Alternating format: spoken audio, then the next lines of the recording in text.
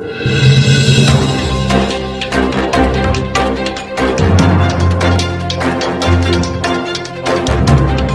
चिल्लूपार के लोकप्रिय विधायक राजेश त्रिपाठी जी के घर पर पहली बार आना हुआ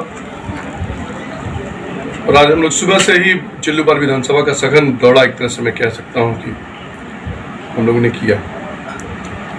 और आप लोगों को एक विशेष तौर पर मैं जो चुनाव से पहले जो मैंने अनाउंस किया था, हमने सरकार से आदरणीय नितिन गडकरी जी से आग्रह किया था कि देवरिया से रुद्रपुर से गजपुर, गजपुर से बांसगांव होते हुए पूर्वांचल एक्सप्रेसवे में उस सड़क को जोड़ने के लिए। तो आज मैं ये कह सकता हूँ मेरे लिए बहुत बड़ा दिन है कि वो सड़क बांसगांव से लेके कौड़ीराम से लेके बांसगांव, बांसगांव से लेके सिकरीगंज से तक उसको आकलन के लिए मांग लिया गया है। तो जो मेरी मांग थी मैं कह सकता हूं कि बहुत जल्दी सुनी गई। मैं इसके लिए आदरणीय प्रधानमंत्री मोदी जी को, नितिन गडकरी जी को, अपने प्रदेश के मुखिया योगी जी के प्रति आभार प्रकट करता हूं। कितनी बड़ी सड़क जो हम लोग चाहते हैं, और ये सड़क बन जाने से मैंने लगातार ये कई बार कहा है कि ये सड़क बन जाने से एक तो गोरखपुर से लखनऊ की भीड़ भी कम होगी, और अगर जो हम लोग पूर्वांचल एक्सप्रेसवे से जाएंगे तो हमारा समय भी कम होगा।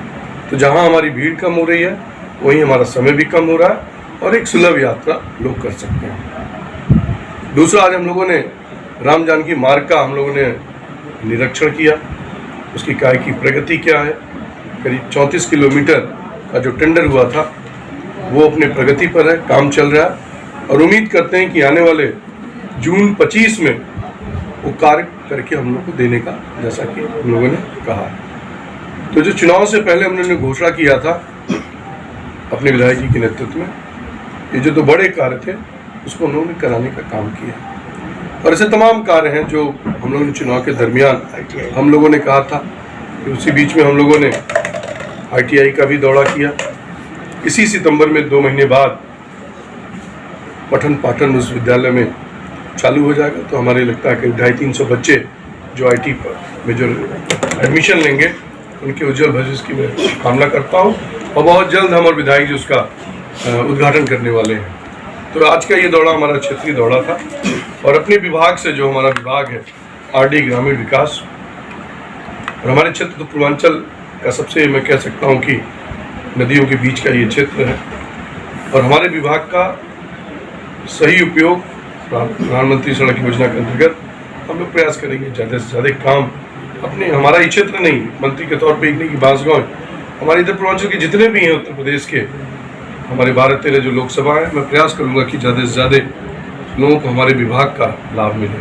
ऐसा होगा सर। दक्षिणांचल का ये एरिया, कुछ ग्रामीण ऐसे एरिया हैं जो प्रायः बाढ़ की विभीषिका में मगन हो जाया करते हैं, उनके लिए क्या कुछ, चूँकि अब एक केंद्र का भी आपके ऊपर दायित्व है, तो ऐसे में क्या हम लोग का ये हमेशा प्रयास रहा है कि बाढ़ के विभीषिका से कैसे हम लोग अपनी जनता को निजात दिलाएं, बंधों का सही टाइम पर मरम्मत हो जाए, अच्छे से पिचिंग हो जाए, उसकी मजबूती के लिए काम हो।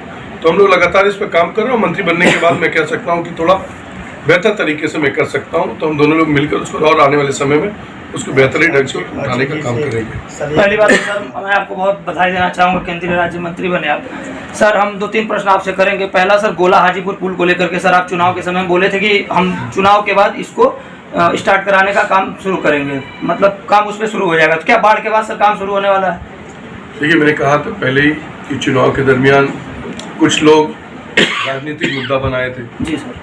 कुछ लोग पानी में बैठ गए थे, कुछ लोग धुरिया पार के भी सड़क को राजनीतिक करने का काम किया। और मैंने कहा था कि मुख्यमंत्री जी से, आपको याद होगा जब धुरिया पार के सड़क का शिलान्यास आदरणीय मुख्यमंत्री जी ने किया था, उसी मंच से हम लोगों ने कहा था कि दोनों कार्य को हम लोग अविलंब चालू करने का काम करेंगे। धुरिया पार की सड़क चालू हो गया है, बरसात के बाद चालू हो जाएगा, पैसा स्वीकृत हो गया, टेंडर की प्रक्रिया चालू हो गई। और जहाँ तक हाजीपुर पुल की बात है, बहुत जल्द हमारी लगातार हम लोग के आदरणीय मुख्यमंत्री जी से विधायक जी की वार्ता चल रही है, बहुत जल्द उस पर भी कोई ना कोई निर्णय हो जाएगा ताकि यहाँ के लोगों को सुलभ हो। सर उसी इंटरव्यू के दौरान आपने कहा था कि हम जब चुनाव जीत के इस बार आ रहे हैं तो हम हर विधानसभा में एक स्टेडियम बनाने का काम करें। देखिए एक बड़ा अच्छा प्रश्न आपने किया। चिल्लूपार विधानसभा में एक स्टेडियम है अपने बढ़लगंज में जी। हम लोग जमीन खोज रहे हैं कि हमको अगर जमीन कोई मिल जाए तो हम लोग दूसरे बेल्ट में हम लोग उसको बना लें।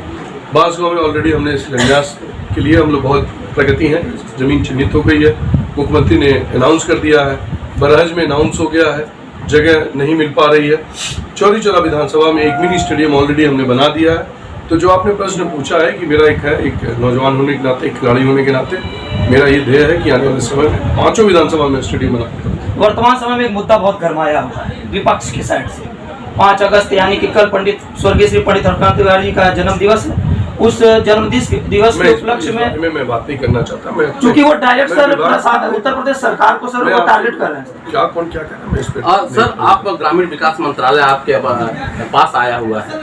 ग्रामीण क्षेत्र में मनरेगा और एक गांव में एक जो जल चल रहा है घर घर पे नल का एक कार्यक्रम, ये दोनों कार्यक्रम सर अपने जमीनी स्तर पर सही सुचारू से काम नहीं कर पा रहे हैं। सर इसमें आपका क्या कैसे करेंगे कि यह लोगों को इसकी सुविधा मिले?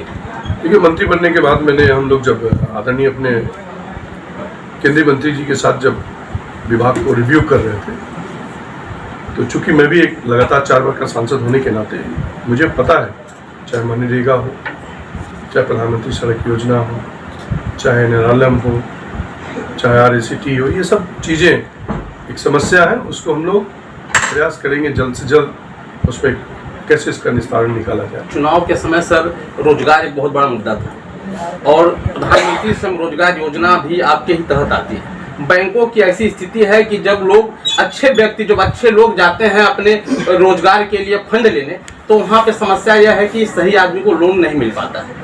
सर ये समस्या का निदान कैसे होगा? देखिए आदरणीय प्रधानमंत्री जी ने इस रोजगार को बढ़ावा देने के लिए बैंकों की ऐसी स्थिति है कि जब अच्छे लोग जाते हैं अपने रोजगार के लिए फंड लेने तो वहाँ पे समस्या यह है कि सही आदमी को लोन नहीं मिल पाता है। सर ये समस्या का निदान कैसे होगा? देखिए आदरणीय प्रधानमंत्री जी ने इस रोजगार को बढ़ावा देने के लिए बहुत सारी ऐसी योजना लेकर आए। प्रधानमंत्री कौशल योजना, दीनदयाल उपाध्याय कौशल योजना, ऐसे तमाम हम लोगों ने योजनाएं लें कि अपने देश के लोगों को सबको सरकारी नौकरी नहीं दे सकती, लेकिन उनको हम ट्रेंड करके उनको सही जगह प्लेसमेंट करा दें। आपने बैंक की बात कही, उसी में तो बैंक देता है, उसके पास अगर व्यक्ति जाता है वहाँ पर कोई कागज़ कमी रहती है तो समय विलम्ब लगता है, लेकिन जो है अगर जो कहीं ऐसी व्यक्तिगत कहीं शिकायत हो किसी पर्टिकुलर ब्रांच पर तो आप मुझे बताइए। नहीं सर ये योजना बहुत पुरानी है लेकिन जमीनी हकीकत यह है कि जितना उसको दिखना चाहिए वो दिखती नहीं है। उसको दिखाने का प्रयास हम लोग कर ही रहे हैं। ऐसे तमाम हमारी सरकार की विभिन्न योजनाएं हैं जो लगी हुई है, काम कर रही है। कहीं आपके संज्ञान होगा तो बताइए उसको। मैं भविष्य में सब धुरियापार चीनी मिल के चलने की कुछ आशाएं हैं सर? गजब बात कर रहे हैं भैया, आप तो गजब ही बात मुद्दा है सर, बड़ा मुद्दा है। धुरियापार चीनी मिल की जगह इथेनॉल प्लांट लग गया और आप कह रहे हैं अभी वो स्थान खाली पड़ा है। दूसरा हम लोग क्या सीमेंट फैक्ट्री लगेगी वहाँ पे? मैंने चुनाव में आपसे मैंने कहा था, क्या कहा था? सीमेंट फैक्ट्री के लिए, एक सीमेंट फैक्ट्री के लिए और एक बर्जर पेंट के लिए, दोनों कंपनियों ने जमीन के लिए मांग किया है और हमारी सरकार और हमारी गीडा जो गीडा है वो पूरी कार्रवाई कर रही है। बहुत जल्द जमीन मिल जाएगा, आप देखेंगे कि दो धुरियापार में लग के काम करेंगे। बहुत बहुत धन्यवाद आप लोग।